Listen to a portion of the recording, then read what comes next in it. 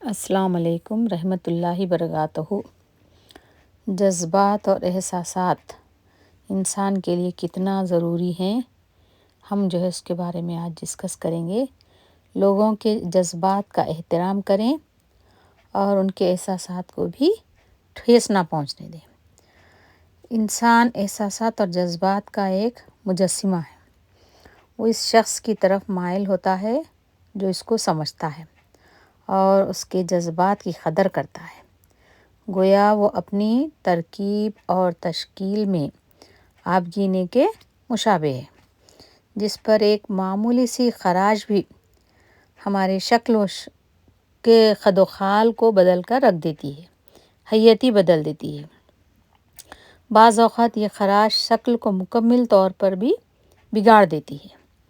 ایک آدمی، میں یہاں پر ایک قصہ سنا رہی ہوں۔ ایک آدمی ایک جنگ میں شریک ہونے کے لیے اپنی بیوی بچوں کو چھوڑ کر میدان کارزار کی طرف عازم سفر ہوا۔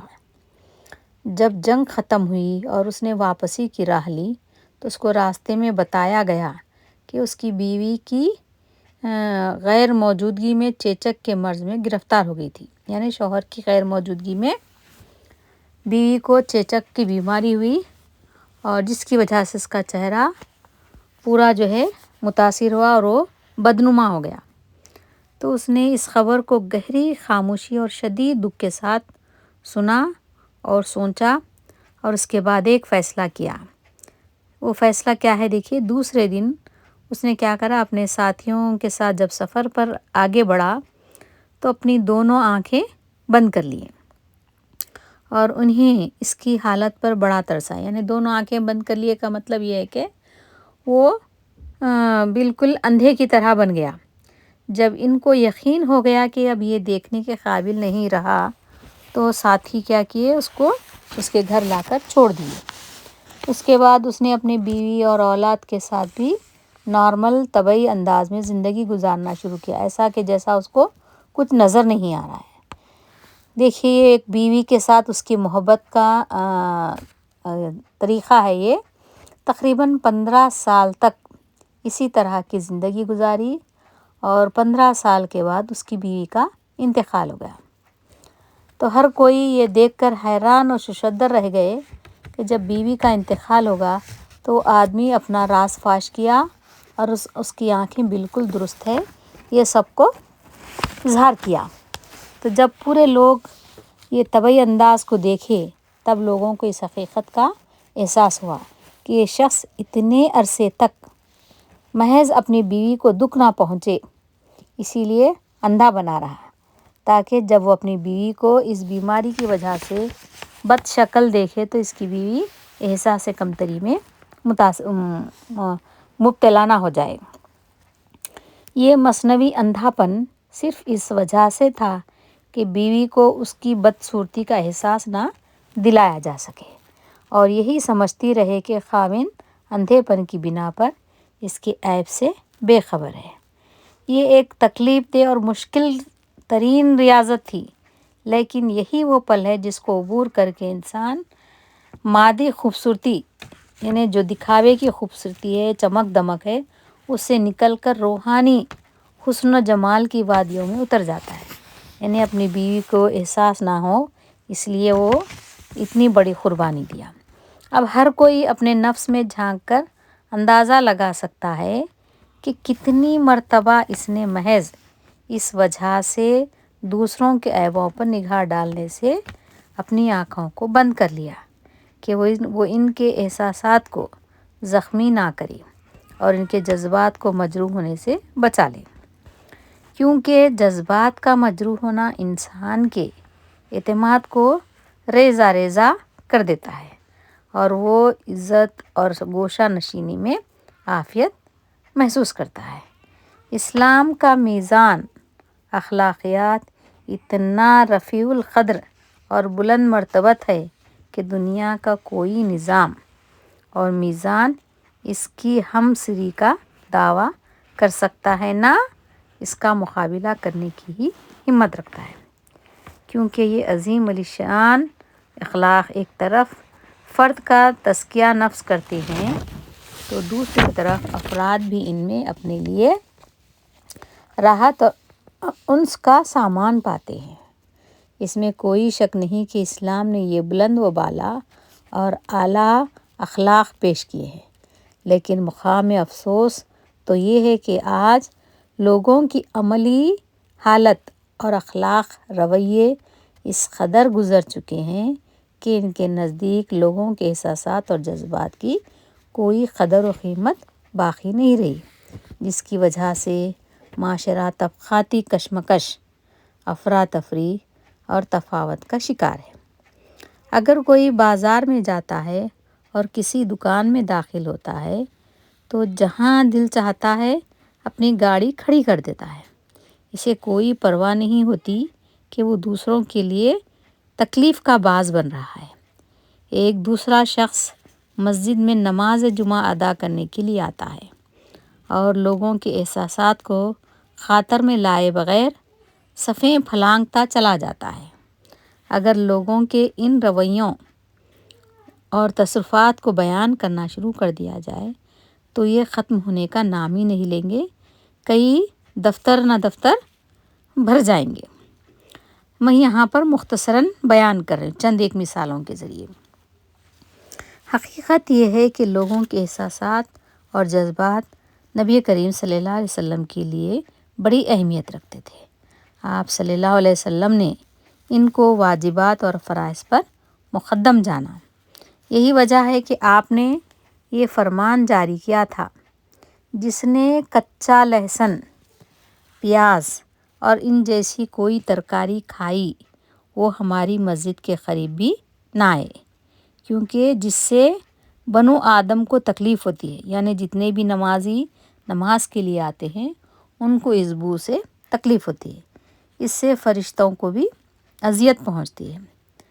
تو یہ مخالفت صرف اس وجہ سے تھی کہ اس ناپسندیدہ بو کا نمازیوں پر بڑا اثر پڑتا ہے۔ تصور کریں اور غور کریں کہ رسول کریم صلی اللہ علیہ وسلم منبر پر کھڑے ہو کر خطبہ ارشاد فرما رہے ہیں۔ آپ صلی اللہ علیہ وسلم دیکھتے ہیں کہ ایک آدمی لوگوں کی گردنیں پھلانگ رہا ہے، یعنی لوگوں کو ہٹاتے ہوئے، ان کو ڈھکیلتے ہوئے، پیر مارتے ہوئے، کھندلتے ہوئے صفوں کو میں سے چیر پھاڑ کر کے آگے بڑھا ہے۔ تو جب آپ صلی اللہ علیہ وسلم یہ دیکھ لیے یہ نظارہ تو آپ نے رعابدار آواز میں فرماتے ہیں، بیٹھ جاؤ، تم نے تکلیف دی ہے۔ نبی کریم نے اس روش کا خاتمہ اس کی حوصلہ شکنی کرنے کے لیے خطبے کی پرواہ کی اور نہ عوام کا خیال کیا، اور اس کو سرزنش کے انداز میں بیٹھ جانے کا حکم دیا، کیونکہ اس عمل کا صحابہ کے احساسات پر گہرا اثر تھا۔ ایک اور منظر جس نے جلیل القدر صحابی حضرت معاذ بن جبل کو ہلا کر رکھ دیا۔ انہوں نے اپنے لوگوں کو عشاء کی نماز پڑھائی تو نماز میں سورہ بقرہ کی تلاوت شروع کر دی اور نماز طویل ہوتی گئی۔ یہ نمازیوں پر بہت گراں گزرا، یعنی لوگ نماز کے لیے ٹھہرتے ہیں تو بعض لوگ زیادہ دیر نہیں ٹھہر سکتے، بعض لوگوں کی صحت کی حساب سے مجبور رہتے ہیں، تو ایسے وقت میں نماز تو نہیں توڑ سکتے، تو اسی لیے لوگوں کو تکلیف ہوئی۔ تو جب نبی اکرم صلی اللہ علیہ وسلم کو خبر دی گئی تو آپ صلی اللہ علیہ وسلم نے فرمایا، اے معاذ، تم فتنے باز ہو۔ 3 مرتبہ آپ صلی اللہ علیہ وسلم نے معاذ سے کہا، پھر فرمایا کہ سورۃ شمس اور سورۃ اعلیٰ جیسی صورتوں کی تلاوت نماز میں کیا کرو۔ نماز میں تخفیف کا حکم صرف نمازیوں کا خیال نہ رکھنے کے لیے تھا تاکہ وہ اکتاہٹ، تھکاوٹ اور مشقت کا شکار نہ ہو جائیں۔ سبحان اللہ، اس بلند اخلاق اور رفعت ذوق کے کیا کہنے۔ انسان اگر لوگوں کے احساسات کو مد نظر رکھے اور معنوی حقائق کو اپنے دل کی گہرائیوں میں محسوس کرے تو ہمارے معاشرے میں محبت، اتفاق، بھائی چارے اور امن و سلامتی کے بلند و بالا پھریرے لہرانے لگیں گے۔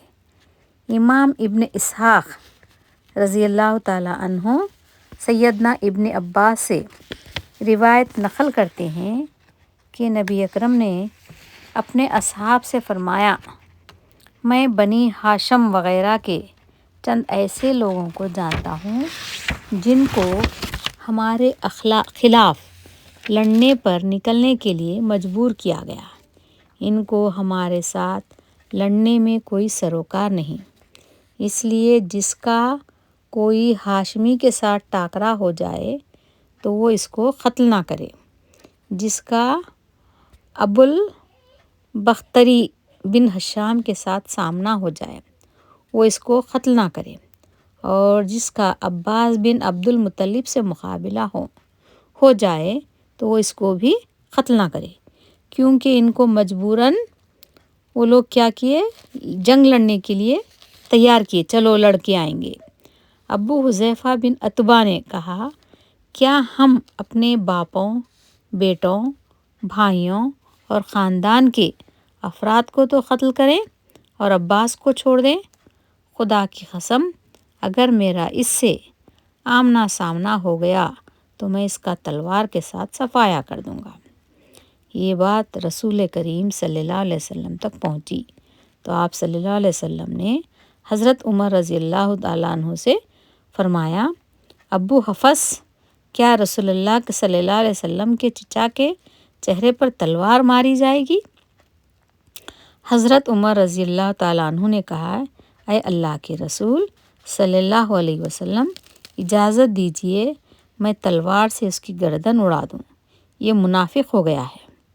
ابو حذیفہ کہا کرتے تھے، میں نے اس دن جو بات کہی تھی، یعنی میں تلوار سے گردن اڑاؤں گا، تو اس کی وجہ سے ہمیشہ وہ خوف سے محسوس کرتا تھا اور یہی سمجھتا تھا کہ شہادت ہی اس کا کفارہ بنے گی، کیونکہ حضور صلی اللہ علیہ وسلم کے چچا کو مارنے کی بات کی تھی، وہ تو بہت بڑی بات تھی۔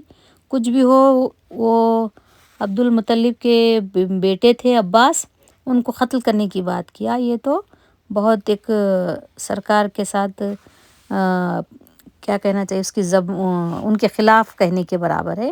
اسی لیے وہ کفارے کے طور پہ وہ یہ کہتا تھا کہ اگر میں یہ کفارہ ادا کرنا بولے تو میری اپنی گردن اڑا دینا چاہیے، لیکن چنانچہ وہ آخری میں یہی انجام ہوا اس کا، وہ جنگ یمامہ میں شہید ہو گئے۔